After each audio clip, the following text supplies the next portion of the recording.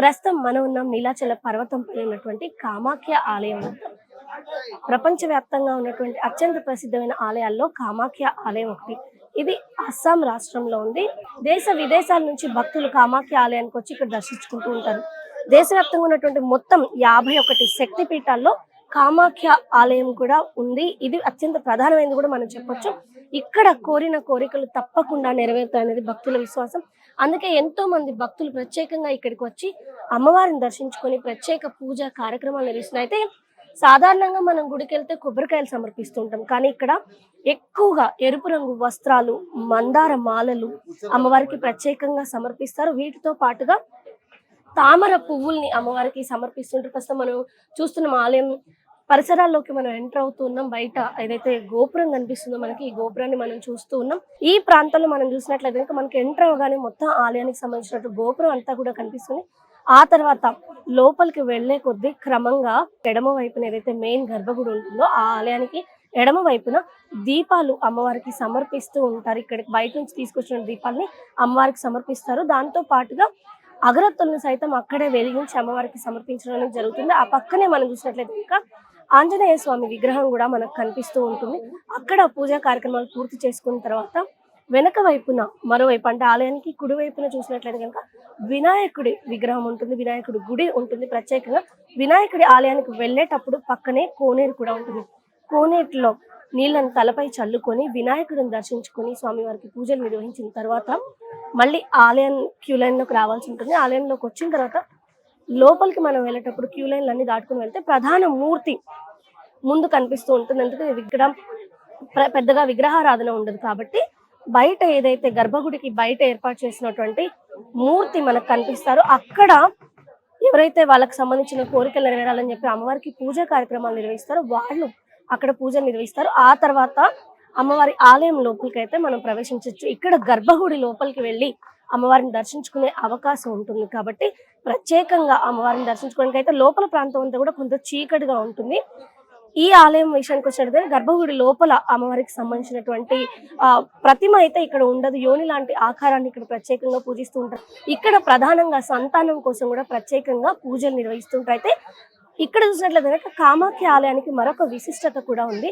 ప్రతి సంవత్సరంలో ఒక్క నెల రోజుల్లో, ఒక నెల అంటే జూన్ జూలై మాసాలు తీసుకున్నట్లయితే కనుక జూన్ లేదా జూలై మాసంలో అమ్మవారికి ఋతుస్రావం అవుతుంది అని చెప్పేసి భక్తుల విశ్వాసం. అందుకే ఆ సమయంలో 3 రోజుల పాటు ఆలయాన్ని పూర్తిగా మూసివేస్తారు. అదేవిధంగా అమ్మవారి పైన తెల్లని వస్త్రాన్ని కూడా కప్పి ఉంచుతారు. అయితే ఆలయాన్ని 3 రోజుల తర్వాత తిరిగి ఓపెన్ చేసినప్పుడు ఆ వస్త్రం ఎరుపు రంగులో మారుతుంది అని చెప్పేసి, ఈ ఎరుపు రంగు ఎలా మారుతుంది, రక్తం ఎక్కడి నుంచి వస్తుంది అనేది ఇప్పటి వరకు కూడా ఎవరికి తెలియదు అని చెప్తారు. అదేవిధంగా ఈ పక్కనే ఉన్నటువంటి బ్రహ్మపుత్ర నది కూడా ఈ సమయంలో ఎరుపు రంగుగా మారుతుంది అని చెప్పేసి ఇక్కడ ఉన్నటువంటి భక్తులు కావచ్చు, అదేవిధంగా ఈ స్థానికులు కూడా చెప్తూ ఉంటారు. ఆ సమయంలో అమ్మవారికి సంబంధించిన ఏదైతే ఎరుపు రంగు వస్త్రం ఏర్పడుతుందో ఆ వస్త్రాన్ని భక్తులకి ప్రసాదంగా అందిస్తూ ఉంటారు. ఈ ప్రసాదాన్ని స్వీకరించేందుకు దేశవ్యాప్తంగా అనేక ప్రాంతాల నుంచి లక్షలాది మంది భక్తులు భారీగా ఆ సమయంలో ఇక్కడికి తరలి వస్తారు.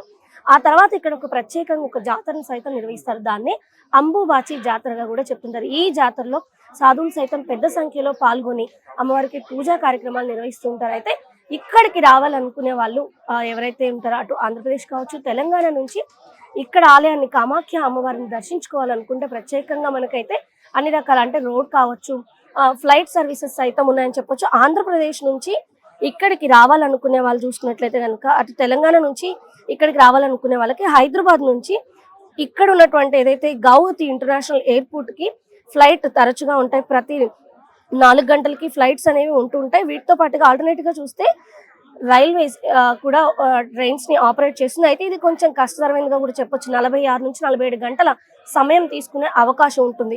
మనకి ఇక్కడ ఒక విశేషమైనటువంటి గెస్ట్ కనిపించారు. ఆయన తరచూ ఇక్కడికి వచ్చి అమ్మవారికి పూజలు నిర్వహిస్తుంటారని తెలుస్తుంది. ఆయన ఎవరో కాదు, మనం మల్లారెడ్డి గారు. ఆయన అడుగుదాం. సార్, ఫస్ట్ ఆఫ్ ఆల్ ఫ్యామిలీతో వచ్చారు, దర్శనం ఎలా జరిగింది? చాలా బాగా దర్శింది.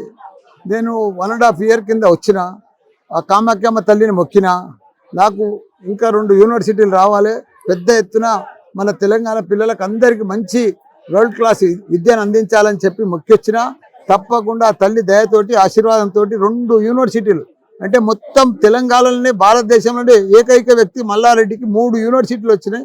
మంచిగా అడ్మిషన్ అయినాయి. తక్కువ రేటుకు పిల్లలందరికీ కూడా మంచి బోధన, వరల్డ్ క్లాస్ బోధన అందిస్తున్న తల్లి దయతోటి మళ్ళా ఆ తల్లికి ఇప్పుడు మళ్ళా ఆ మొక్కు తీర్చుకుంటానికి ఇక్కడ వచ్చిన, పంచబలి కూడా ఇచ్చిన పర్ఫెక్ట్గా మళ్ళా తల్లి దయతోటి ఆశీర్వాదంతో మళ్ళా మొక్కు వస్తున్నా. మళ్ళీ బాగా అవుతుంది. ఏ తల్లికి ఫస్ట్ టైం నేను రెండోసారి వచ్చిన, ఏది మొక్కుతుంది మన శక్తిపీఠం మా తల్లి దగ్గర, కామాఖ్యమ్మ తల్లి దగ్గర బాగా అవుతుంది. సో 1.5 year క్రితం ఫస్ట్ వచ్చారు, మీకు అసలు ఎట్లా తెలిసింది ఈ టెంపుల్ గురించి? నేను ఒక ఫ్రెండ్స్ వస్తుంటే ఫ్రెండ్స్ ఎంబడి వచ్చిన.